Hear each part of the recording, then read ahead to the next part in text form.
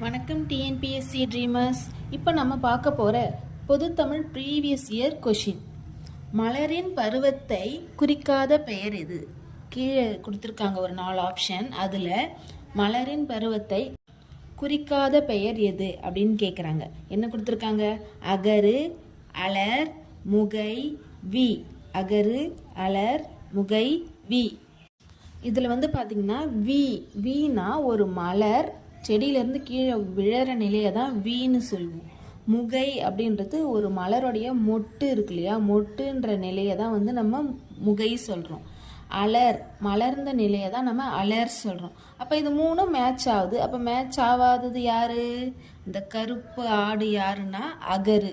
அகருன்றது பார்த்தீங்கன்னா அகில் மரம் இருக்கு இல்லையா, அந்த மாதிரி ஒரு மர வகையிலையும் அதில் இருக்க பிசின்னு அது மாதிரி குறிக்கிறது தான் அகரு. அதனால் அகருன்றது இதில் வராது. அவனை தூக்கி போட்டுருங்க.